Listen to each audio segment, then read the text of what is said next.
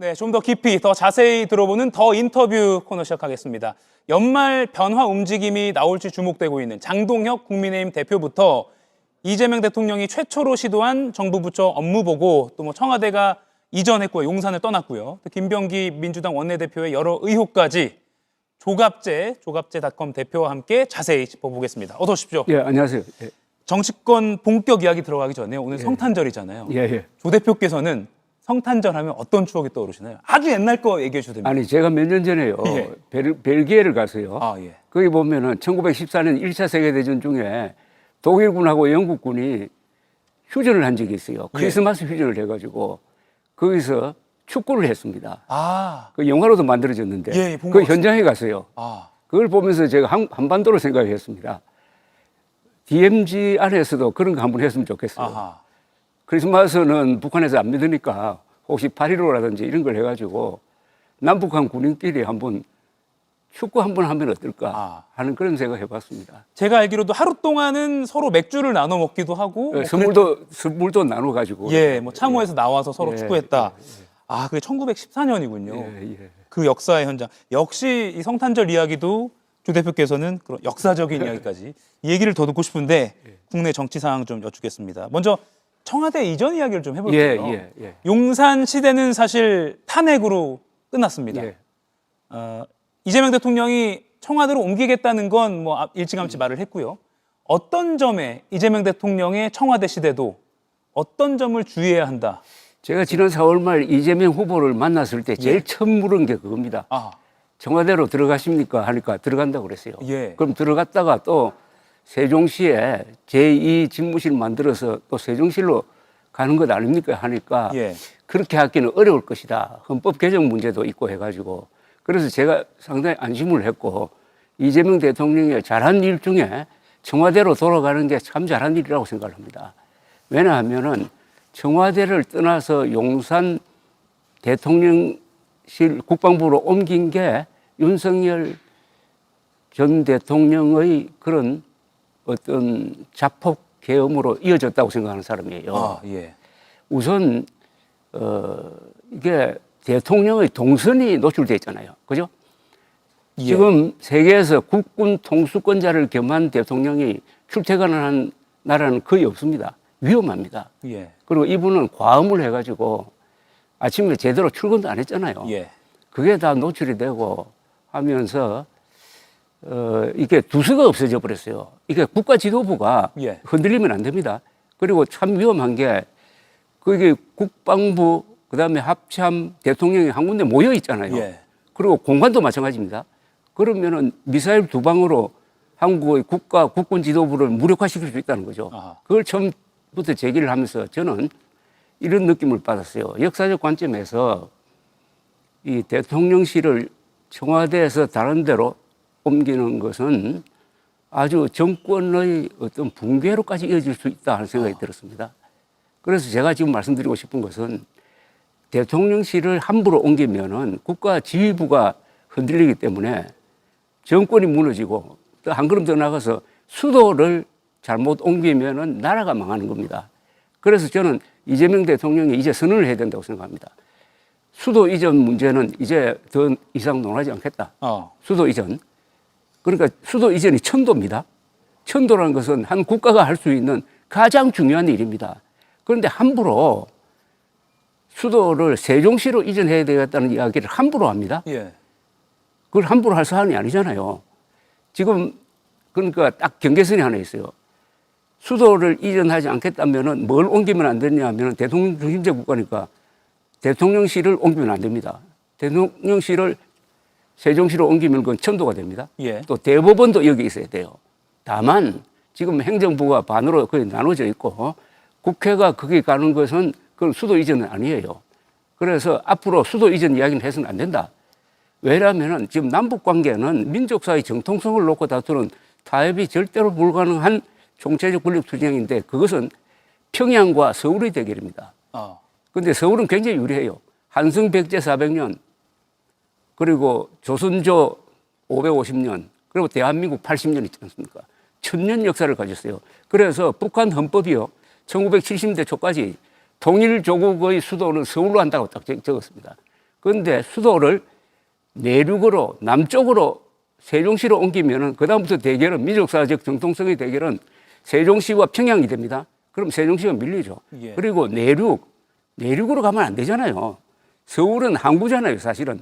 한강을 통해서 나갈 수 있으니까. 나갈 수 있으니까. 예. 그래서 수도 이전이라는 이런 이야기를 가지고 소모적인 정치공학적인 이야기 그만했으면 좋겠다고 이재명 대통령이 선을 딱 껐으면 좋겠어요. 다만 그 부분은 최근에도 공개적 발언을 통해서 퇴임식은 세종집무실에서 할 수 있겠다라는 취지의 이재명 대통령이 발언한 것도 있어서 그 이재명 대통령을 정규재 주필이랑 같이 세 분이서 회동하셨을 때 이 얘기도 하셨어요. 세종으로 옮기는 것도 재고하셔라 이런 말씀도 하셨어요? 했습니다. 그러니까 이재명 대통령의 제 느낌으로는 예. 본인도 굉장히 어려울 것이다라고 생각하는 거예요. 제가 이거 천도 이야기가 워낙 중요하니까 우리 역사에서 말이죠. 예. 남쪽으로 수도를 옮긴 나라는 다 망했습니다. 고구려가 만주에 있다가 장수왕 때 평양으로 옮겼습니다. 예. 평양으로 옮기니까 백제 신라하고 싸우게 됐어요. 그리고 한승 백제에서 400년 동안 수도를 유지하던 백제가 장수왕이 밀려가지고 공주로 옮깁니다. 그 수도를 이전한 왕이 거기서 암살이 됐습니다. 거기서 못 견디다가 또 공주에서 부여로 옮기죠. 부여로 옮긴 왕이 성왕입니다. 이 사람은 또 전쟁에 나가서 포로를 잡혀가지고 죽었어요. 이 천도는 예. 굉장한 분열을 일으킵니다. 그래서 천도 이야기를 함부로 하지 말자는 거죠. 예.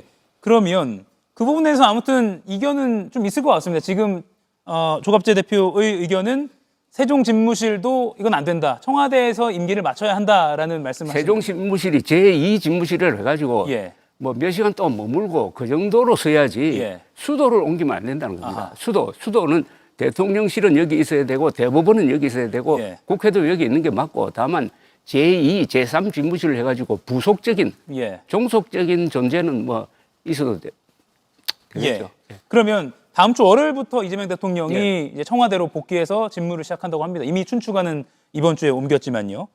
그런데 사실 정권을 떠나서 불통 문제가 계속 청와대 구조적으로 뭐 너무 구중궁궐이라 그런 거 아니야?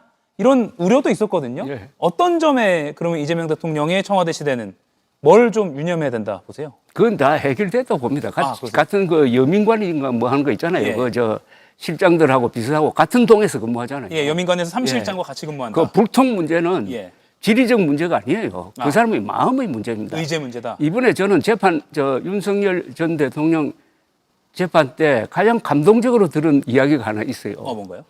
그 누구죠?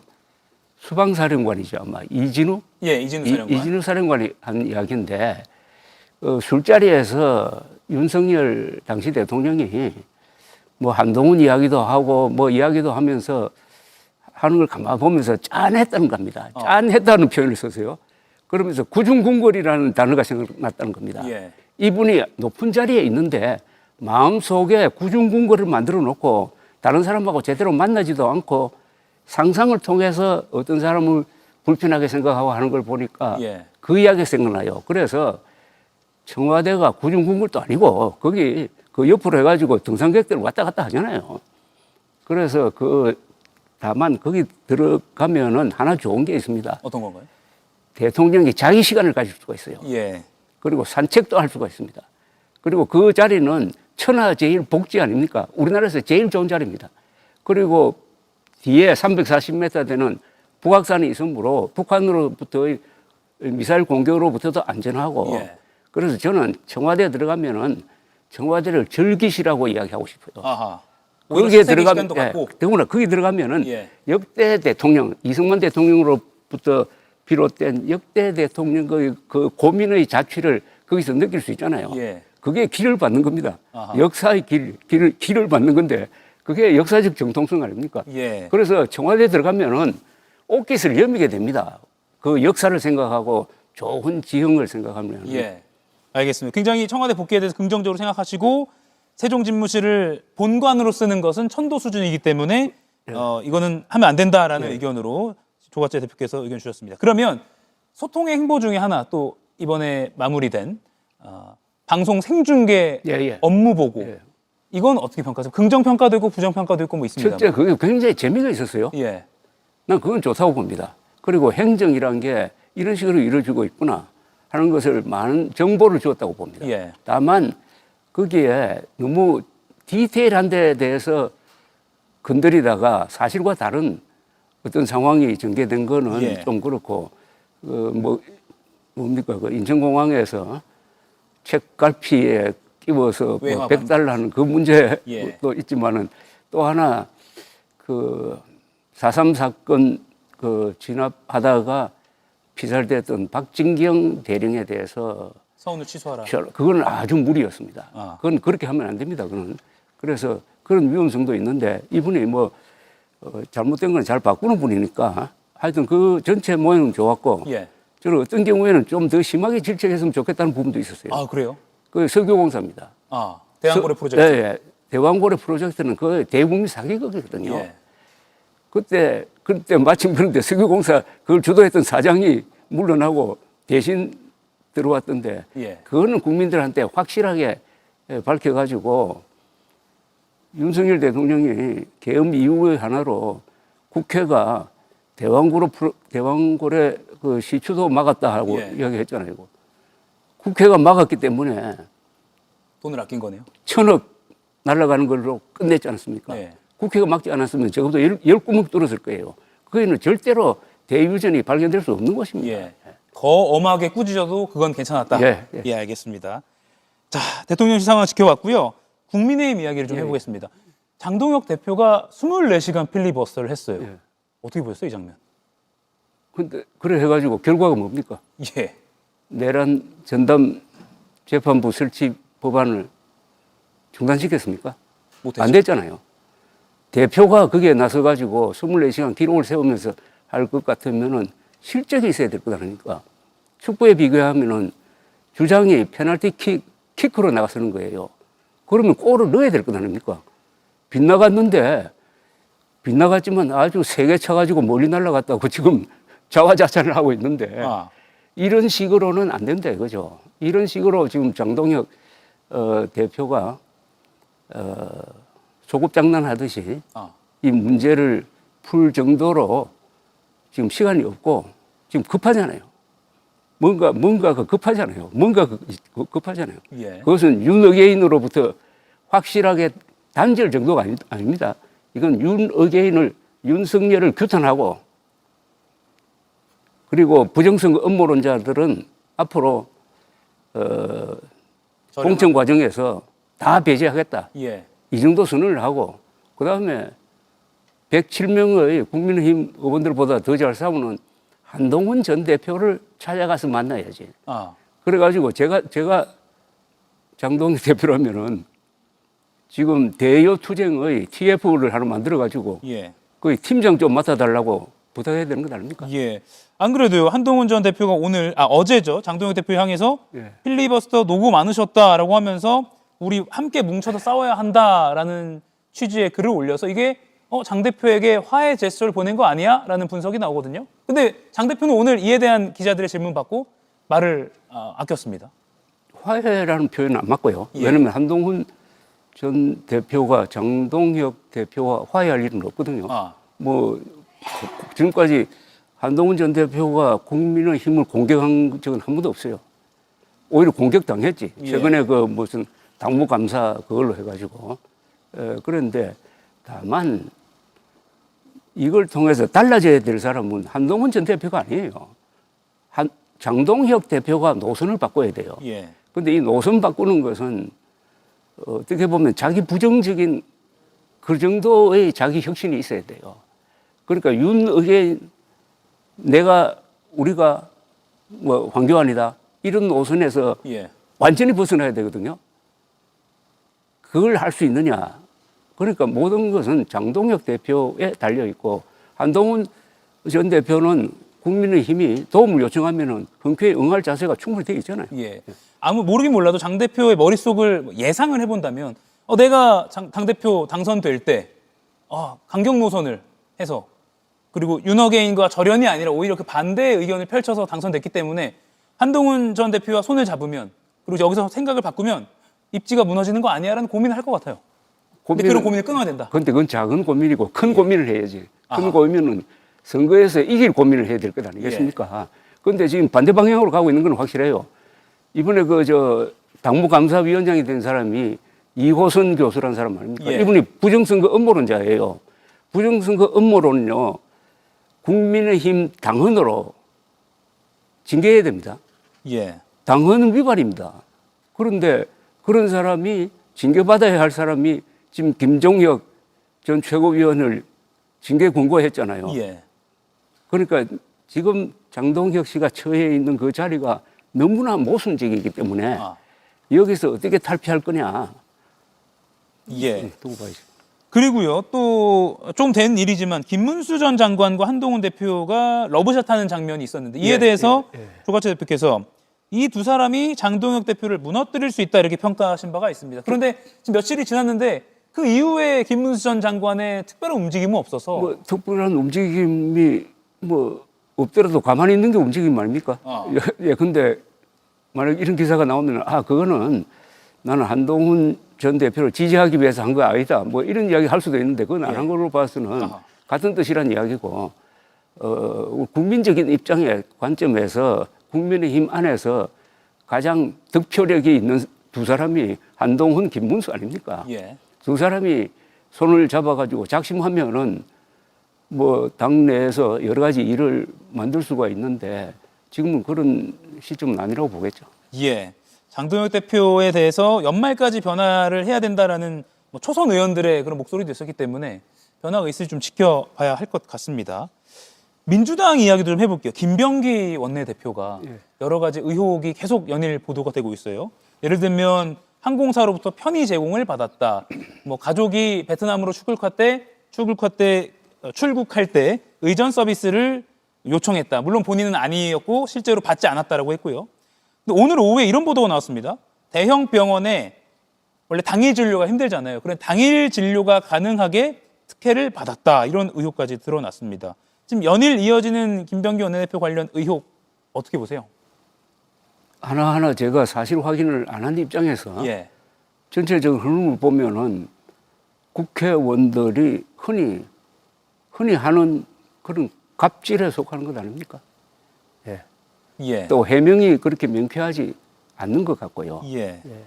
김병기 원내대표는 제보자가 과거에 함께 일했던 보좌관인데 교묘한 언술로 공익 제보자 행세를 하고 있다. 그러니까 이제 악의적인 감정을 갖고 나와 헤어진 보좌진이 이렇게 제보하고 있다. 이렇게 해명을 하고 있거든요. 근데 가까이 있는 사람들이 등을 돌리는 경우에는 등 돌리는 사람도 문제가 있겠지만은 그 위에 있었던 사람의 문제도 있거든요. 그래서 저게 적절한 해명은 아닌 것 같아요. 예.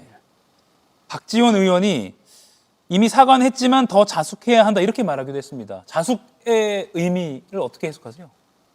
근데 이런 문제가 법률 위반 행위가 아니잖아요. 그죠? 그러니까 주로 감정과 이런 거와 연관되니까 그 자숙이란 게 글쎄요. 그건 본인이 알아서 해야지. 남이 이렇게 하라고 뭐 시킬 문제는 아닌 것 같은데. 물론 소관 업무나 액수에 따라서 또 뭐 사법적인 처리 대상이 될 수 있지만 좀 지켜봐야 될 것 같습니다. 통일교 특검 이야기를 마지막으로 좀 여쭙겠습니다. 지금 누가 특검을 추천하느냐를 가지고 대립하고 있습니다. 어떻게 풀어나가야 된다고 생각하세요? 저는 우선 국민의힘 민주당 당사자 아닙니까? 수사 당사자죠. 그런데 비교적 자유로운 입장에 있는 게 조국혁신당하고 개혁신당이죠. 그쪽에서 추천하는 사람을 대통령이 지명하는 게 옳은 것 같고요. 그런데 이제 또 개혁신당은 국민의힘과 이제 연대를 하고 하니까 저는 대법원에서 추천하는 거, 대법원장이 추천하는 것도 괜찮다고 봅니다.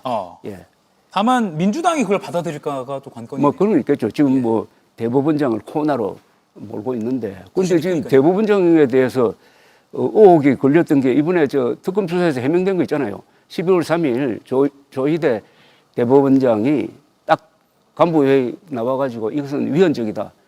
연락관 파견하지 마라 했다는 걸 아닙니까? 그렇다면 지금은 민주당이 조희대 대법원장에게 이거 사과해야 되는 것 아닙니까? 그러니까 대법원장이 추천하는 특검이 민주당이 싫어하니까 못 받겠다. 그건 논리적으로 지금 무너졌다고 생각합니다. 아, 예. 그렇군요. 연락관 파견 마라. 바로 위헌이라고 판단했던 그걸 봤을 때. 그 대단한 것 아닙니까? 예. 그 순간에 다른 사람들이 우왕좌왕할 때 조희대 대법원장이 더구나 국회에서 해제 결의안 통과되기 전에 그런 예. 태도를 취했으니까. 예, 알겠습니다. 여쭙고 싶은 게 더 많은데 지금 시간이 또 다 돼서 여기서 좀 마무리를 하겠습니다. 다음에 또 한번 모시겠습니다. 네, 조갑재.com 대표와 이야기 나눠봤습니다. 고맙습니다. 맞습니다.